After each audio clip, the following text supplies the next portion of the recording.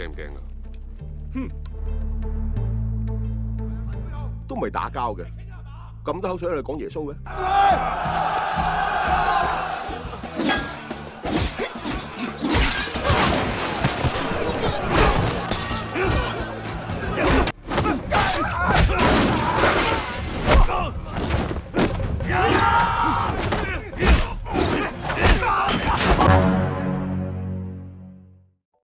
Halo, apa kabar semuanya? Semoga kalian semua sehat.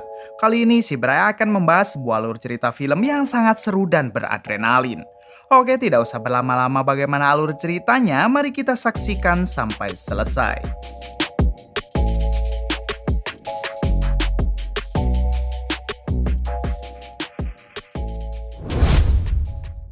Di awal film memperlihatkan 4 orang pria berasal dari Cina yang sedang berjalan menuju Hong Kong melalui jalur laut. Diketahui keempat orang ini bertujuan untuk mengadu nasib di sana dan mereka berharap akan mendapatkan pekerjaan yang baik. Di sini kita akan diperkenalkan dengan salah satu dari mereka bernama Donnie. Diberitahu kalau Donnie ini adalah orang yang cukup disegani karena ia menguasai jurus-jurus bela diri. Sesampainya di Hong Kong, Donnie dan ketiga temannya langsung mengontrak di sebuah rumah untuk mereka tinggali. Tak lama, Donnie didatangi oleh temannya yang sudah menetap lama di sana. Rupanya si teman mengajak Donnie untuk ikut tawuran membela gangster putih dan nantinya mereka akan dibayar cukup mahal. Donnie yang sedang membutuhkan uang, ia pun menyetujui ajakan temannya itu.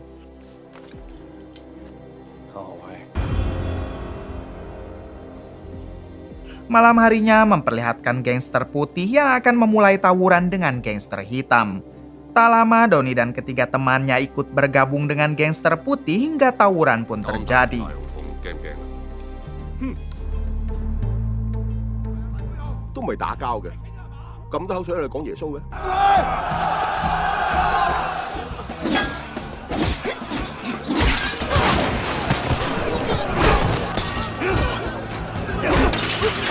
Di tengah keributan terlihat Donnie yang sangat ahli dan terus-menerus menghajar semua lawannya. Di atas rumah tingkat memperlihatkan seorang polisi sekaligus bos mafia bernama Lee.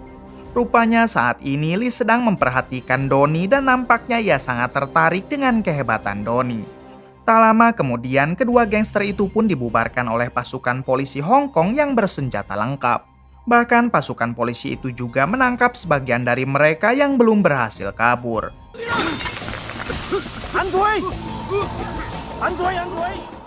Di sini Donnie dan ketiga temannya mencoba menyamar menjadi polisi dan mereka berusaha kabur dari sana dengan tenang.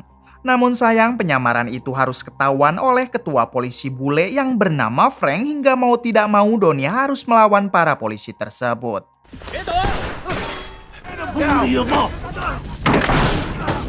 Di tengah keributan, Donnie beserta ketiga temannya dibuat tak berdaya saat Lee datang dan langsung menodongkan senjata. Pada akhirnya, Donnie CS pun harus ditangkap dan mereka langsung dibawa ke kantor polisi. Beberapa waktu kemudian memperlihatkan Donnie dan ketiga temannya yang sedang ditahan. Tak lama, Lee datang dengan petugas sipir di sana untuk menginterogasi Donnie. Si petugas sipir menanyakan dari mana Donnie berasal. Donnie menjawab kalau ia berasal dari Cina dan tujuannya untuk mencari pekerjaan di sini. Mendengar hal itu, si petugas sipir menjadi tidak tega karena ia juga kebetulan orang asli Cina. Pada akhirnya, si petugas sipir berjanji akan membebaskan Donnie beserta teman-temannya setelah waktu 8 jam ke depan. Terlihat Lee juga yang tidak mempermasalahkan hal itu karena kita tahu kalau Lee sebenarnya mengagumi kehebatan Donnie. 打輸都有20蚊，仲8個鐘先準走㗎。邊隻事？ Di waktu yang sama, tiba-tiba Frank si ketua polisi datang bermaksud untuk membalas dendam kepada Donnie yang telah mengajar para anak buahnya. Tanpa basa-basi, Frank langsung menghajar Donnie sampai membuatnya babak belur.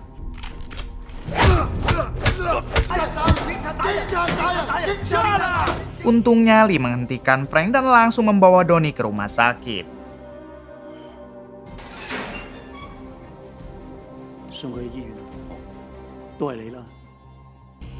Keesokan harinya memperlihatkan Donnie yang sedang dirawat di rumah sakit. Terlihat ia ditemani oleh 3 temannya dan dirawat oleh suster cantik yang sangat ramah. 哎，小心，你傷咗肋骨。 Tak lama Lee mengutus tangan kanannya untuk memberikan uang $500 kepada Donnie. Semua ini Lee lakukan sebagai permintaan maaf dari pihak kepolisian yang telah menghajar Donnie sampai seperti ini. Melihat uang yang cukup banyak, terlihat Donnie CS yang sangat bahagia karena baru kali ini mereka mendapat uang $500. Beberapa hari setelah itu, Donnie yang sudah membaik, ia pun memilih untuk pulang ke kontrakannya.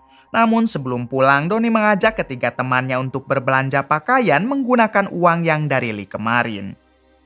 Sesampainya di kontrakan, Donnie melihat ibu kos yang sedang ditagih hutang oleh rentenir.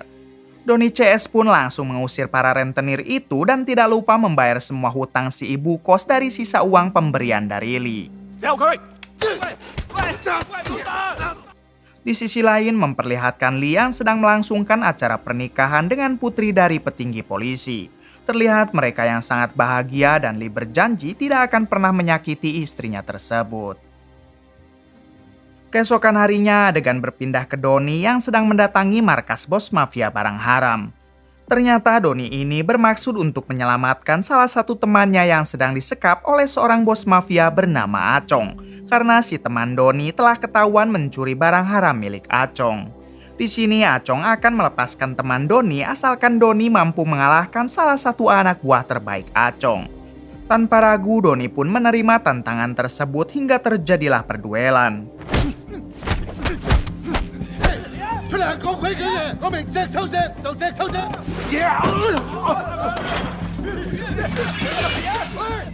Di tengah perduelan terlihat Donnie yang mampu memojokkan anak buah Acong. Bahkan Donnie juga sempat menghajar Acong beberapa kali. Pada akhirnya Donnie membuat kesepakatan dengan Acong yang mana Acong akan melupakan masalah ini dan membebaskan teman Donnie.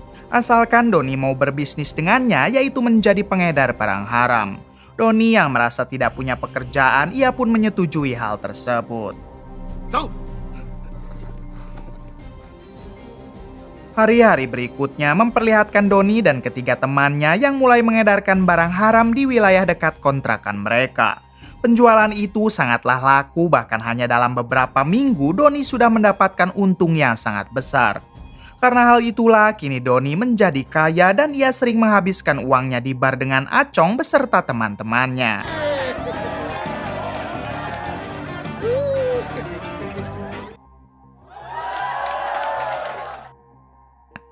Beberapa hari kemudian, Donnie ditemui oleh Lee yang baru saja pulang berbulan madu. Di sini Lee mengatakan kalau sebenarnya dirinya bukan hanya seorang polisi, namun ia juga mempunyai bisnis lain, yaitu mengedarkan barang haram. Lee meminta Donnie agar bergabung saja dengannya dan Lee berjanji akan membagi 2 penghasilan dari bisnis haramnya tersebut. Dirasa bisnis dari Lee akan lebih menguntungkan, Donnie pun menyetujui dan ia bersedia untuk meninggalkan Acong. Di sisi lain memperlihatkan rombongan warga dari Cina yang sedang menaiki kapal ilegal untuk menuju ke Hong Kong. Ternyata di dalam kapal itu ada istri dan anak Donnie yang bermaksud untuk menyusul Donnie ke Hong Kong. Namun tiba-tiba kapal mereka dihentikan oleh polisi Hong Kong yang diketuai oleh Frank untuk melakukan razia imigrasi. Sontak semua warga Cina langsung bersembunyi di bawah kapal termasuk istri dan anak Donnie. Namun karena anak Donnie terus menangis, dengan kejam si petugas kapal malah memukulnya lalu menenggelamkan istri dan anak Donnie. Akibat dari hal itu, istri dan anak Donnie harus meregang nyawa. Beberapa jam kemudian memperlihatkan Donnie dan ketiga temannya yang akan menjemput anak dan istrinya di pelabuhan. Namun betapa terkejutnya Donnie saat mendengar kabar kalau anak dan istrinya baru saja tewas akibat tenggelam. Donnie pun tidak bisa menahan tangisannya dan ia hanya bisa memeluk jasad anak beserta istrinya. Hari-hari berikutnya Donnie terus saja melamun memikirkan kejadian pahit yang baru saja menimpa keluarga Donnie.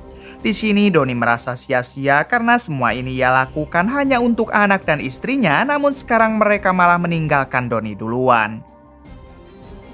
Adegan berpindah ke Lee yang sedang mengobrol dengan tangan kanannya.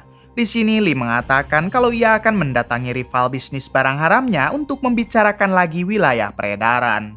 Si tangan kanan meminta Lee agar memakai rompi anti peluru dikarenakan rival bisnisnya itu adalah orang yang sangat kejam dan tidak segan untuk menghabisi siapa saja. Sebelum berangkat, si tangan kanan meminta Lee agar memberi sinyal tembakan ke atas jika terjadi sesuatu kepadanya. 一定要用呢個啊！哇！得㗎，有咩事即刻響，我哋即刻衝入嚟。 Singkat cerita, Lee pun sampai di markas si rival bisnisnya. Terlihat banyak sekali anak buah rival bisnis Lee yang memberi tatapan sinis kepada Lee. 姐姐，行啊！姐姐唔該。 Pada akhirnya Lee bertemu dengan rival bisnisnya itu dan langsung membicarakan pembagian wilayah yang baru. Namun di tengah pembicaraan, tiba-tiba ada salah satu pengkhianat dari anak buah si rival yang langsung menembak Lee dan juga si rival bisnisnya itu.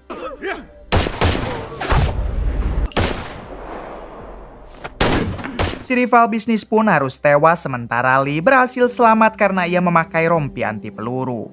Kemudian Lee berusaha melarikan diri sembari dikejar oleh puluhan anak buah rival bisnisnya yang mengira kalau Lee lah yang menghabisi bos mereka. Di tengah pelarian itu tiba-tiba Donnie datang dan langsung menarik Lee untuk bersembunyi. Namun sayangnya mereka berhasil ditemukan dan kini harus terkepung oleh anak buah si rival bisnis Lee. Di sini Donnie mencoba menjelaskan kalau Lee hanya sedang dijebak karena yang telah menembak bos mereka bukanlah Lee. Namun mereka yang tidak percaya tetap akan menyerang Lee dan juga Donnie. Untungnya Donnie menendang meja dan membuat lilin yang ada di atas terjatuh mengenai petasan. Alhasil petasan itu menembak ke atas hingga secara tidak langsung memberikan sinyal untuk tangan kanan Lee kalau mereka dalam bahaya. Dengan cepat si tangan kanan langsung membawa pasukannya untuk menahan serangan dari para anak buah si rival bisnis Lee. Sementara Lee sendiri dibawa ke tempat yang aman oleh Donnie. Kemudian Donnie bergegas pergi untuk membantu tangan kanan Lee menghadapi semua anak buah si rival bisnisnya itu.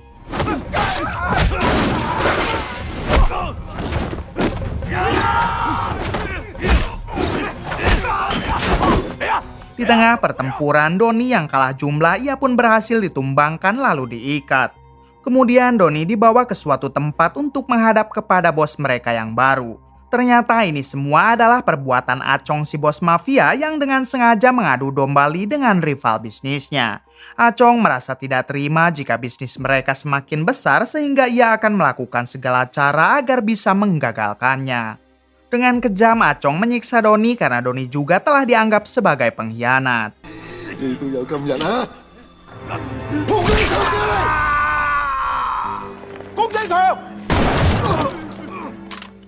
Beberapa hari kemudian memperlihatkan Donnie yang sedang dirawat di rumah sakit. Karena disiksa oleh Acong, Donnie mengalami cedera di kakinya, sementara Acong sendiri berhasil ditangkap oleh teman-teman Lee di kepolisian. Setelah beberapa hari dirawat, terlihat Donnie yang harus berusaha melatih lagi kakinya hingga ia pun dinyatakan sembuh. Keesokan harinya memperlihatkan Donnie yang kembali lagi menjalankan bisnisnya. Terlihat kali ini ia sudah mempunyai banyak anak buah semenjak bergabung dengan Lee. Bahkan bisnisnya juga semakin besar sehingga Donnie mempunyai banyak uang dan menjadi orang yang cukup kaya raya. Beberapa minggu kemudian, Donnie memutuskan untuk menikahi suster yang pernah merawatnya dulu, karena ia ingin move on dari mantan istrinya yang sudah meninggal. Singkat cerita, setelah Donnie selesai berbulan madu, ia pun bertemu dengan Lee. Di sini Lee mengatakan kalau Donnie bebas melakukan apa saja asalkan jangan mengusik Frank si ketua polisi karena orang itu bisa menjadi ancaman bisnis mereka berdua. 係兄弟嘅，同你講多一句説話。 Di sisi lain memperlihatkan Acong yang dibebaskan oleh Frank. Rupanya Frank berniat merekrut Acong menjadi anak buahnya karena Frank juga ingin berbisnis barang haram seperti Lee. Beberapa waktu kemudian memperlihatkan Lee yang mengadakan pertemuan dengan beberapa bandar haram untuk melakukan rapat yaitu mengatur ulang wilayah mereka masing-masing. Ternyata di sana juga ada Acong yang kali ini ditugaskan untuk mewakili Frank yang baru akan memulai bisnis barang haramnya bersama Acong. Donnie yang melihat Acong ia pun sudah tidak kuat lagi ingin segera menghajarnya karena Acong lah yang telah menyiksanya dulu. Namun karena Lee melarang, ia pun hanya bisa menahan emosi dan rapat pun dimulai. 喂，講開就講啦， Di tengah perbincangan, kita akan diperkenalkan dengan seorang wanita bernama Ayu yang merupakan anak buah Lee dari Thailand. Tak lama kemudian, rapat pun selesai dan Doni langsung menghampiri Acong lalu melakukan hal ini. Doni pun mengatakan selamat bergabung dan semua itu Doni lakukan sebagai bentuk balas dendam untuk Acong yang pernah membuat kakinya cedera.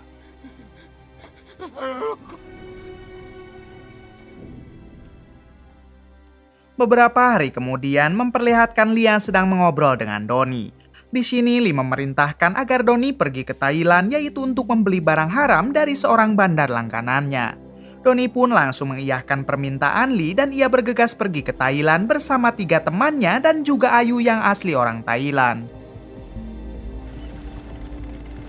Singkat cerita, Doni CS pun sampai ke negara Thailand. Di sini ia tidak langsung menemui si bandar, melainkan menemui dulu anak buah Lee yang berkepala pelontos. Ketika Doni sedang mengobrol dengan si pelontos, tiba-tiba si pelontos menyerang Doni dan hendak menghabisinya.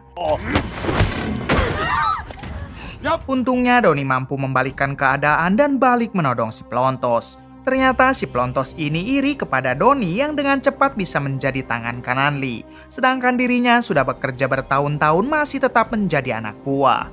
Tak lama teman-teman si pelontos mulai berdatangan dan terjadi lagi keributan.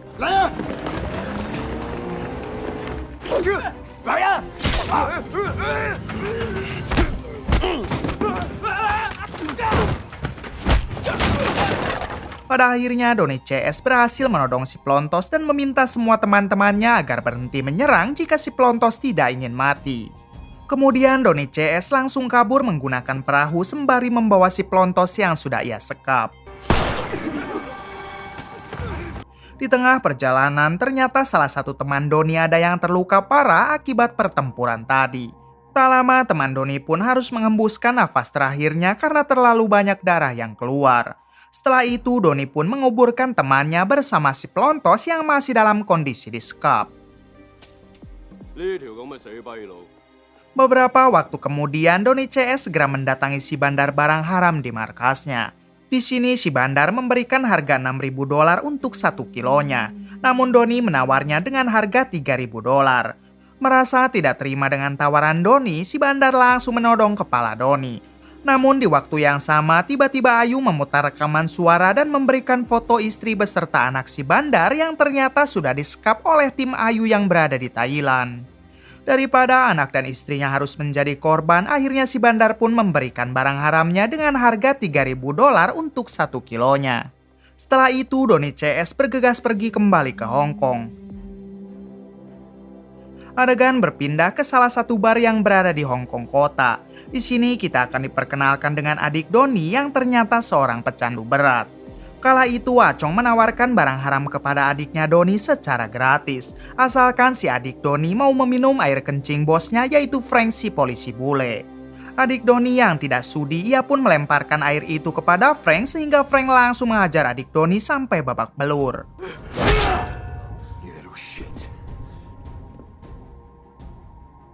Tak lama Doni yang baru pulang dari Thailand langsung pergi ke rumah sakit karena mendapat informasi kalau adiknya baru saja masuk ke rumah sakit.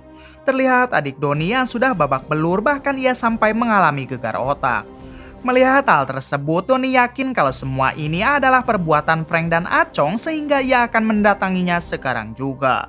Namun Lee yang berada di sana, ia menahan Doni dan meminta Doni agar memikirkan dulu semuanya dengan pikiran yang tenang.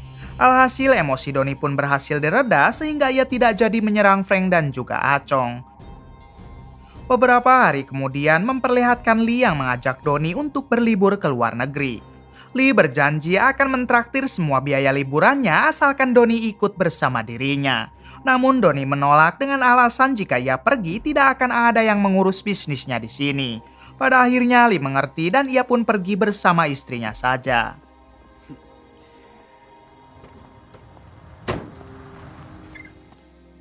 Besok malamnya memperlihatkan Doni yang meminta istrinya agar pergi keluar kota. Karena malam ini juga ternyata ia akan membalaskan dendamnya kepada Frank dan juga Acong. Sebenarnya Doni sengaja menolak permintaan Lee untuk berlibur dikarenakan ia akan balas dendam. Setelah istrinya pergi, Donnie langsung menyerang Frank si polisi bule yang sedang di dalam mobil bersama beberapa rekannya. Hanya tinggal selangkah lagi Donnie akan menghabisi Frank, namun sayangnya para anak buah Frank yang lain datang dan langsung menyerang Donnie.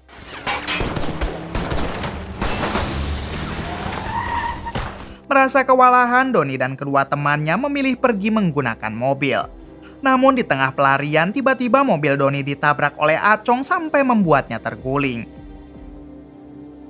Di sini Donnie meminta kedua temannya agar pergi saja sementara dirinya akan menghadapi Acong dan juga Frank.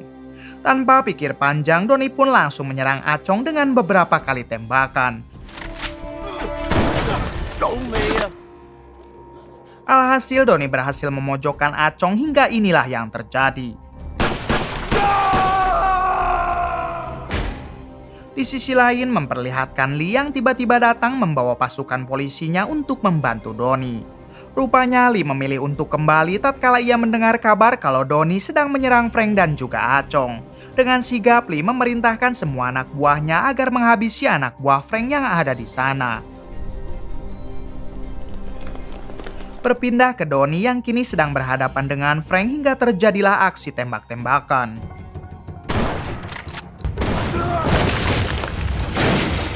Di tengah pertempuran, Donnie sempat terpojokkan oleh Frank.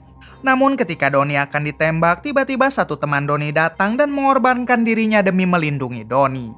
Melihat satu temannya harus menjadi korban lagi, Donnie menjadi murka dan ia langsung bangkit untuk mengejar Frank.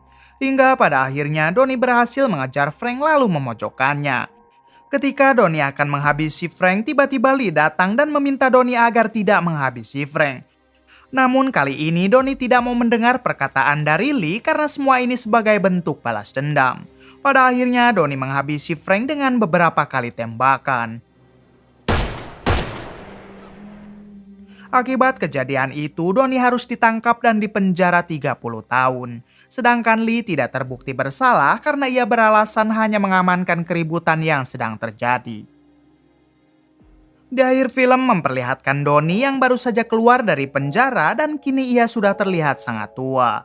Kemudian Donnie menghubungi Lee untuk menanyakan kabarnya, kemudian film pun tamat. Film ini berjudul Catching the Dragon. Banyak sekali kisah yang bisa kita ambil dari film ini, salah satunya yaitu jangan sia-siakan hidup untuk urusan yang tidak baik. Hidup hanya sekali dan nikmatilah jalan yang benar. Penyesalan memang selalu datang di akhir karena kalau datang di awal itu namanya nuntun domba. Jangan lupa subscribe dan nyalakan lonceng agar kalian tidak ketinggalan dengan video selanjutnya.